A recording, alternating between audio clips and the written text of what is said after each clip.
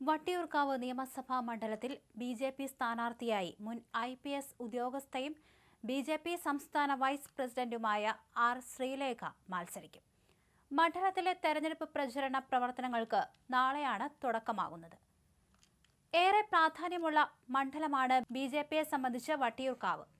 Sasthamangalam councillor കൂടിയായ R. Sreelekha നാളെ രാവിലെ തന്നെ നർമ്മദ കോംപ്ലക്സിന് സമീപം ചുവരെഴുതിക്കൊണ്ട് പ്രചരണത്തിന് തുടക്കം കുറിക്കും. കഴിഞ്ഞ ലോക്സഭാ തെരഞ്ഞെടുപ്പിലും തദ്ദേശ സ്വയംഭരണ തെരഞ്ഞെടുപ്പിലും ബി.ജെ.പി. ഒന്നാം സ്ഥാനത്തെത്തിയ മണ്ഡലം എന്ന പ്രത്യേകത വട്ടിയൂർക്കാവിനുണ്ട്. ബി.ജെ.പി. സംസ്ഥാന vice president K. Soman, Thiruvananthapuram city ജില്ലാ പ്രസിഡന്റ് കരമന ജയൻ എന്നിവരും സമൂഹത്തിന്റെ വിവിധ മേഖലകളെ പ്രതിനിധീകരിക്കുന്നവരും പരിപാടിയിൽ പങ്കെടുക്കും.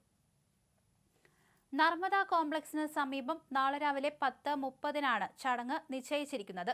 ബി.ജെ.പി. സംസ്ഥാന വൈസ് പ്രസിഡന്റ് കെ. സോമൻ കഴിഞ്ഞ ലോക്സഭാ തെരഞ്ഞെടുപ്പിലും തദ്ദേശ ഭരണ തെരഞ്ഞെടുപ്പിലും ബി.ജെ.പി. ഒന്നാം സ്ഥാനത്തെത്തിയ മണ്ഡലമാണ് വട്ടിയൂർക്കാവ്.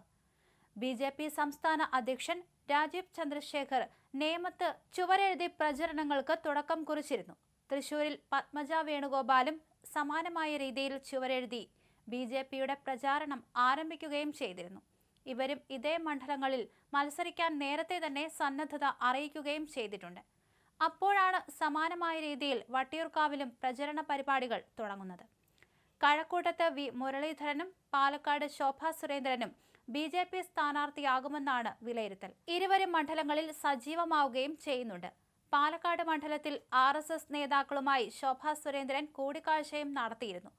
മലമ്പുഴയിൽ സി. കൃഷ്ണകുമാറിനെയും പാലായിൽ ഷോൺ ജോർജിനെയുമാണ് പരിഗണിക്കുന്നത്. തിരുവല്ലയിൽ അനൂപ് ആന്റണിയും മത്സരിക്കും. M.T. രമേശിന് കോഴിക്കോടോ തൃശൂരോ നൽകാനാണ് സാധ്യത. എന്നാൽ മുൻ ഗവർണർ P.S. ശ്രീധരൻപിള്ളയുടെ പേര് സ്ഥാനാർത്ഥി സാധ്യതാ പട്ടികയിൽ ഇല്ല എന്നത് ശ്രദ്ധേയമാണ്. അതേസമയം തെരഞ്ഞെടുപ്പിൽ മത്സരിക്കാനില്ലെന്നും പകരം പ്രചരണത്തിന് നേതൃത്വം നൽകുമെന്നും party general secretary S. Suresh അറിയിച്ചു. ബി.ജെ.പി. 90 സീറ്റുകളിലും ഘടകകക്ഷികൾ 50 സീറ്റുകളിലും മത്സരിക്കാനാണ് നിലവിൽ തീരുമാനമായത്. ആലപ്പുഴയിൽ BDJSന് കൂടുതൽ സീറ്റുകൾ അനുവദിക്കാനും തീരുമാനമായി. മത്സരിക്കില്ലെന്ന തുഷാർ വെള്ളാപ്പള്ളിയുടെ തീരുമാനത്തിനും NDA അംഗീകാരം നൽകി. എറണാകുളത്ത് 2020 കൂടുതൽ സീറ്റ് കിട്ടും. ആലുവയിലും തൃപ്പൂണിത്തുറയിലും ബി.ജെ.പിയാണ് മത്സരിക്കുക. സംസ്ഥാനത്ത് 32 സീറ്റുകളാണ് 2020 ആവശ്യപ്പെട്ടത്.